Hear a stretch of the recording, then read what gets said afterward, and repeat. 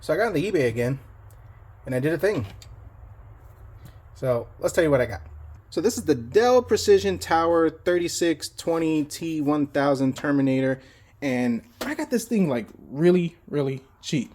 Now, I know these are old and they are cheap, but the specs on it is what really made it a good value. It's in good condition, needs a little cleaning. No dings, cracks, or dents, you know, that's a good thing. And his name is Wayne PC. So we're gonna call this guy Wayne. Hello, Wayne. So like I've talked about in other videos, if you get on eBay and you spend enough time, you can really snag up a good deal.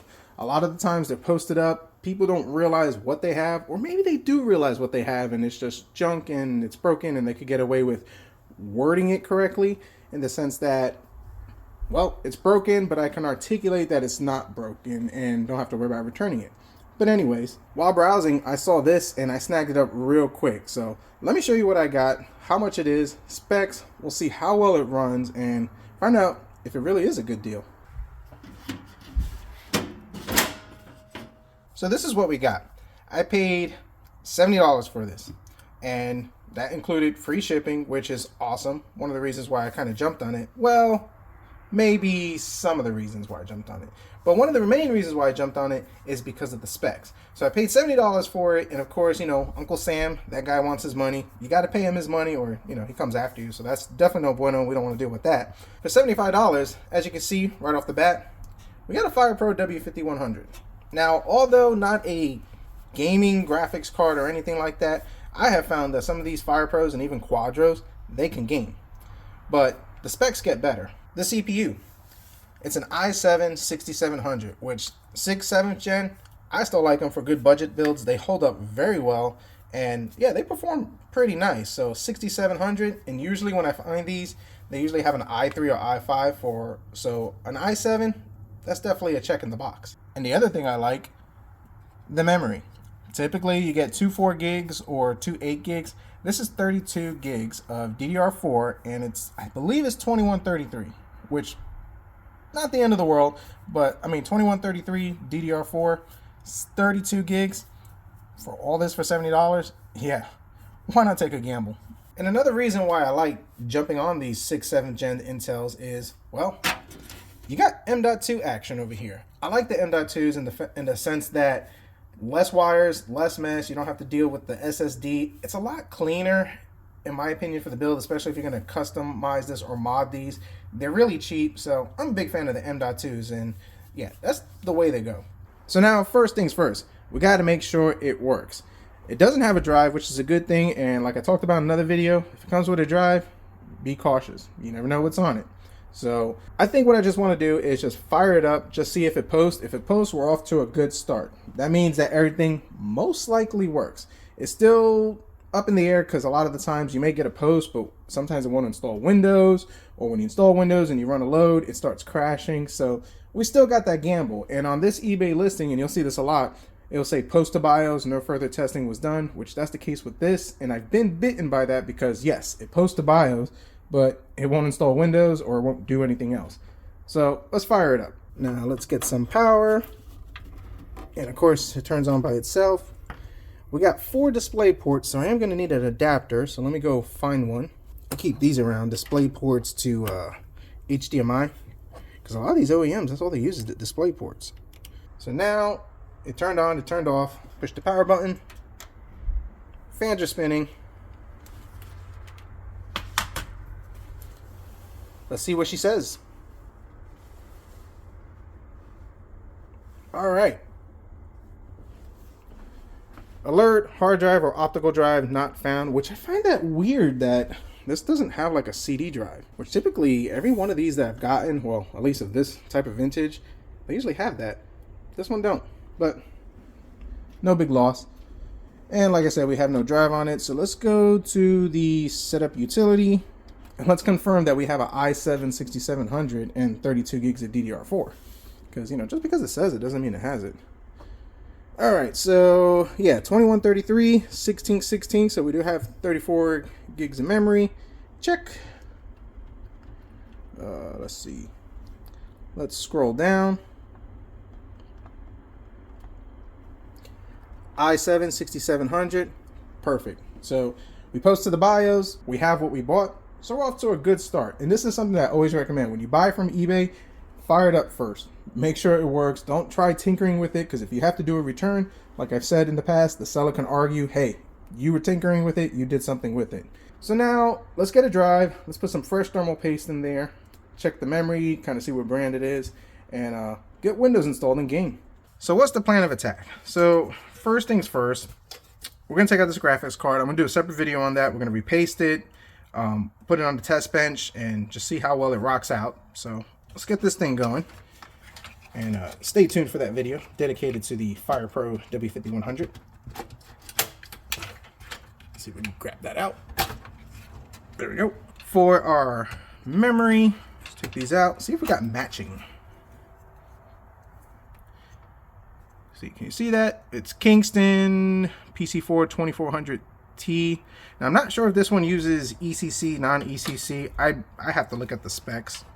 I think I've read that you can use either or on this, but I mean, it has memory and so far it works. Now for our CPU, I always suggest changing the thermal paste, because you don't know how long it's been sitting. It could be the original one from factory from day one, or somebody else put it there. But why take the gamble, and why leave potential performance off the table? If it runs hot and the thermal throttles, you're going to lose all the FPSs. So let's give it a fighting chance, you know? Well, it looks like they changed thermal paste on this. It is fresh. Has a good spread. Not terrible.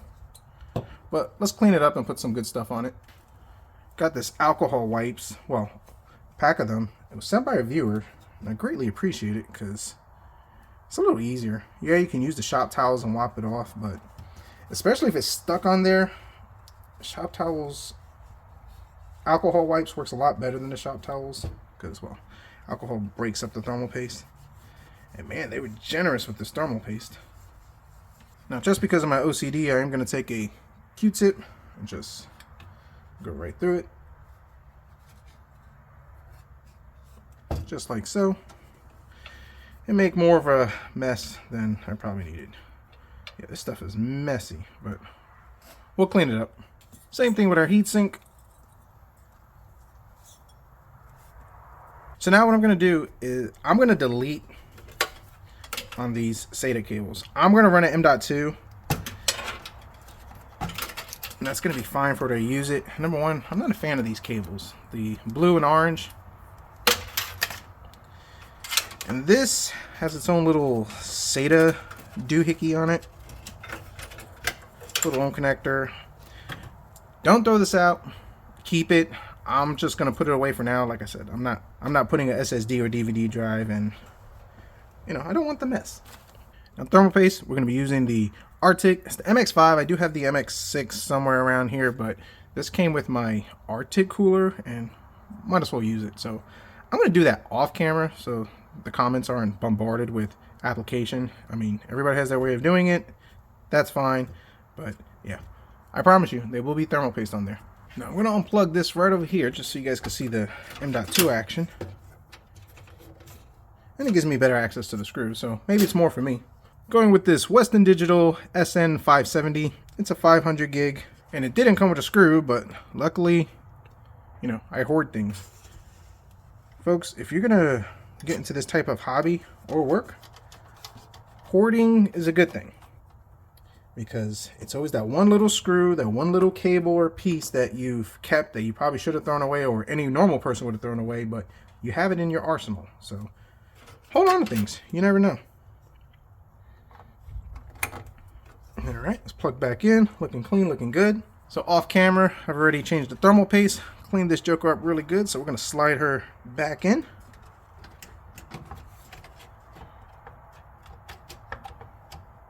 Maybe. There we go. Alright, we're good to go. So I'm going to fire this up, get Windows installs, get some games, and let's see how well this thing works. Starting to get cold. 54 degrees Fahrenheit in the garage.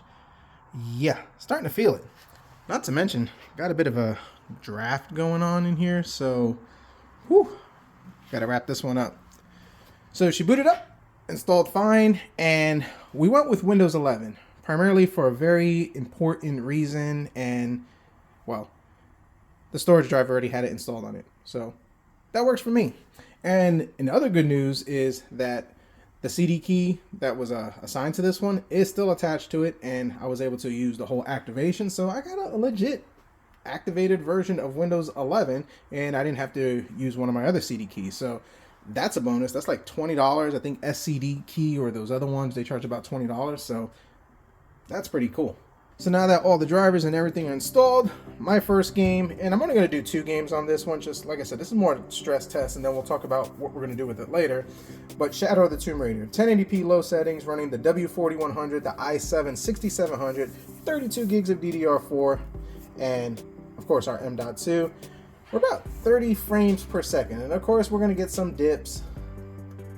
See, we're already hitting 27 as the game gets more involved. I did a couple of the benchmarkings of it, and I found that the benchmarks said it averaged about 30 frames per second, but considering, I will say this W5100 and some of my other tests I did, she's impressive. So this runs great. CPU, GPU utilization 100%, CPU all over the place, but obviously our GPU is our weakest link. So let's kind of move on to another one.